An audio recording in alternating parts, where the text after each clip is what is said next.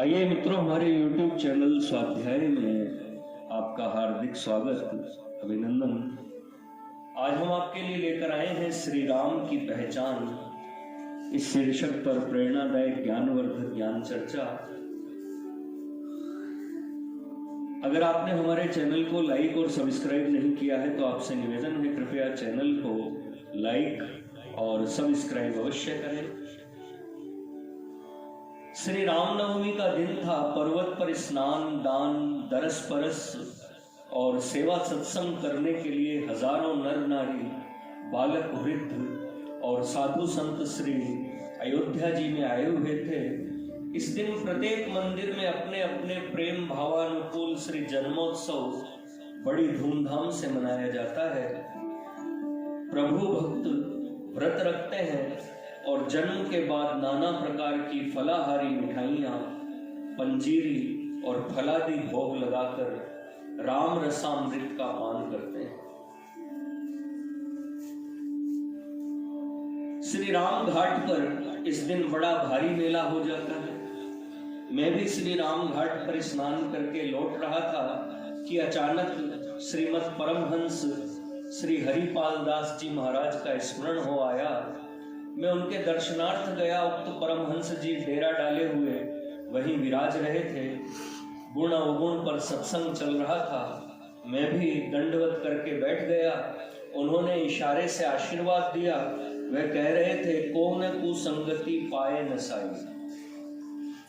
इस पर ध्यान दो, कुसंगति से सदैव दूर रहने का अभ्यास डालो, सद्विचार को स्थान दो। यद्यपि गुण अवगुण जानत सब कोई, अतएव ऐसी बातों को मन में लाओ जिनसे अवगुणों को त्यागने का सामर्थ्य उत्पन्न हो जाए और सद्गुण की प्राप्ति हो सके। सुनो, जिनका मन संसारी कामों में लग रहा है और जो उस पर कब्जा करने में अत्यंत असमर्थ है, उनके लिए कम से कम यह बात अवश्य ध्यान में रखना उपयोगी है। माता रामो मत पिता रामचंद्र, स्वामी रामो मत सखा रामचंद्र, सर्वस्वम में रामचंद्रो दयालुर नान्यम, जाने नैव जाने न जाने। इसके दृढ़ अभ्यास और विश्वास से मनुष्य के संसारी बंधनों का बोझ धीरे धीरे हल्का होने लगता है और उसके दुख भी घटने लगते हैं। जिस प्रकार मन से संसारी वस्तुओं का चिंतन कर उन्हें प्राप्त करने के लिए मनुष्य व्याकुल होता रहता है, उसी प्रकार मन से त्याग उत्पन्न होते ही संसार के समस्त कामों का भार एकदम उतर जाता है और वह यदृच्छा लाभ में जो कुछ मिल जाए उसी पर संतोष करने लगता है। विषय भोग के लिए दौड़ धूप मत करो। धन कमाने के लिए निमित्त अधिक परिश्रम न करो। वृथा की बकवाद में मत पड़ो। जो राम ही को अपना माता पिता, स्वामी, मित्र और सर्वस्व समझता है, वह संसार की किसी भी बात की चिंता नहीं करता। जो कुछ आय होती है वही खर्च होता है, यह बात समझो। इसी का नाम यदृच्छा प्राप्ति है। इस प्रकार सत्संग हो ही रहा था कि रोने की आवाज सुनाई दी और शोरगुल होने लगा। सब लोग उस ओर देखने लगे। मैं भी अपनी जगह से उठकर उधर गया तो मैंने देखा कि एक जमींदार अपने नौकर को मार रहा है। इतने में ही परमहंस जी का एक चेला आया और वह दोनों मारपीट करने वालों के बीच में खड़ा होकर उन्हें समझाने लगा। जमींदार कुछ सिर फिरा सा जान पड़ता था। उसने नौकर को छोड़ दिया और लगा बाबा जी को मारने। बाबा जी बेहोश होकर जमीन पर गिर पड़े। अब वह जमींदार डर के मारे शीघ्र ही भाग निकला। मैं डेरे पर से कुछ साधुओं को बुला लाया। देखा कि वह भाग गया और साधु बेहोश पड़ा है। सैकड़ों नर नारियों की भीड़ लग गई थी।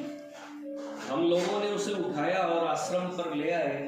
आसन बिछाकर उस पर लेटा दिया। कोई पंखा करने लगा, कोई ठंडे पानी से मुंह धोने लगा। मैं एक घुरका दूध ले आया और उसे पिलाने लगा।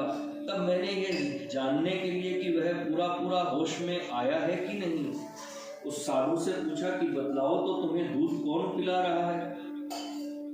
उसने मुस्कुराकर स्वाभाविक ही उत्तर दिया, जिसने मुझे मारा है वही दूध पिला रहा है। यह सुनकर परमहंस जी बोल उठे, सच है बच्चा, राम को पहचाने बिना ऐसा मनोभाव नहीं होता।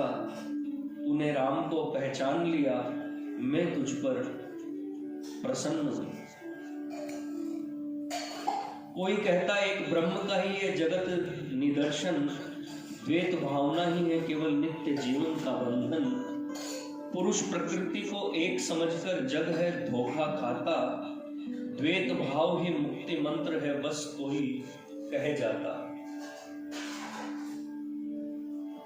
कुछ बतलाते तत्वमसी, प्रतिबिंबवाद है छलना। विष्णु विरंची मोहम्मद ईसा के हित व्यर्थ उछलना। धर्म मताधिक ही है केवल द्वेष द्रोह के कारण। ध्वंस करो इनसे ही होता आया जगती का रण। इसी तरह के उठते रहते मूढ़ नरों में पचड़े। फल लाए कड़वे ही कड़वे ये निष्दिन के झगड़े। इस रहस्य का कौन कभी कर सका तनिक भी भेदन। सुलझाने से और भयंकर होती जाती है उलझन। नेति नेति कर थके मिली पर किसको उसकी छाया। पार गुणों का पाया किसने, किसने जानी माया।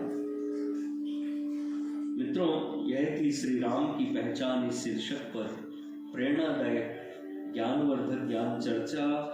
अगर आपको हमारा चैनल पसंद आए तो इसे लाइक और सब्सक्राइब अवश्य करें। धन्यवाद।